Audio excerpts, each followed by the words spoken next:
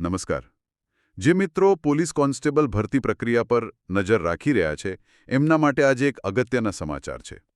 અમારા સૂત્રો ખાસ કરીને યુટ્યુબ પરથી મળેલી જાણકારી મુજબ ફાઇનલ આન્સર કી બાબતે એક મોટું અપડેટ છે. આજે આપણે એના પર જ વાત કરીશું. હા, ચોક્કસ.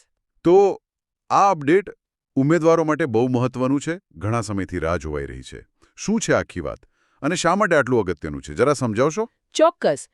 જુઓ, જે માહિતી મળી રહી છે એ પ્રમાણે પોલીસ કોન્સ્ટેબલ ભરતીની જે ફાઇનલ આન્સર કી છે એ લગભગ આવતા સોમવારે એટલે કે 29 જુલાઈ 2025ના રોજ જાહેર થઈ શકે છે એવી પૂરી શક્યતા છે.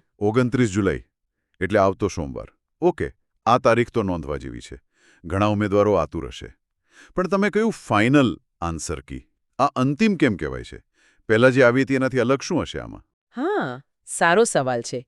જુઓ, આને અંતિમ એટલા માટે કહેવાય છે કારણ કે આ ખાલી જવાબવહી નથી. અત્યારે પરીક્ષા બોર્ડ શું કરી રહ્યું છે કે ઉમેદવારોએ જે વાંધા ઉઠાવ્યા હતા, પછી બોનસ માર્ક્સની જે શક્યતાઓ છે અને અમુક પ્રશ્નો જે કદાચ રદ કરવા પડે, આ બધી જ બાબતોની બહુ જ ઊંડાણપૂર્વક સમીક્ષા ચાલી રહી છે.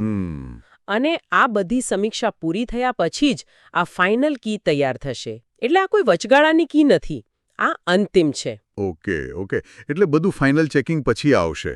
સમજી શકાય એવું છે. અને ઉમેદવારોએ આ કી ક્યાં જોવાની રહેશે? એ તો સત્તાવાર વેબસાઇટ પર જ હશે, ખરું ને? હા, બિલકુલ.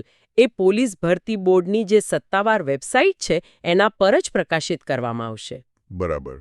અને જુઓ, જો આપણે આખી ભરતી પ્રક્રિયાના સંદર્ભમાં વિચારીએ તો આ અંતિમ આન્સર કી ખરેખર બહુ જ નિર્ણાયક સાબિત થવાની છે.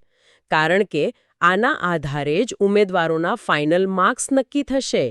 હા, એ તો છે જ. અને પછી મેરિટ લિસ્ટ પણ એના પર જ બનશે. એટલે આગળના તબક્કા માટે કોણ ક્વોલિફાય થશે એ બધું આના પર નિર્ભર છે. તો આ બધાનો સાર શું નીકળે? ટૂંકમાં કહીએ તો જે બોનસ માર્ક્સ અને રદ થયેલા પ્રશ્નોની વાત છે એ બધાની સમીક્ષા ચાલી રહી છે. અને એ પૂરી થયા પછી ફાઇનલ આન્સર કી 29 જુલાઈ 2025 આસપાસ જાહેર થઈ શકે છે.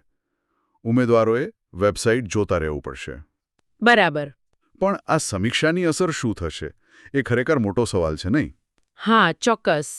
અને એના પરથી જ એક મહત્વનો મુદ્દો વિચારવા જેવો બને છે કે આજે સમીક્ષા થઈ રહી છે બોનસ માર્ક્સની, રદ થયેલા પ્રશ્નોની, એની છેવટે ફાઇનલ મેરિટ લિસ્ટ પર કેવી અસર પડશે? શું અમુક ઉમેદવારોના રેન્કિંગમાં મોટો ફેરફાર આવી શકે? આ એક વિચારવા જેવી બાબત છે જેના પર સૌનું ધ્યાન રહેશે.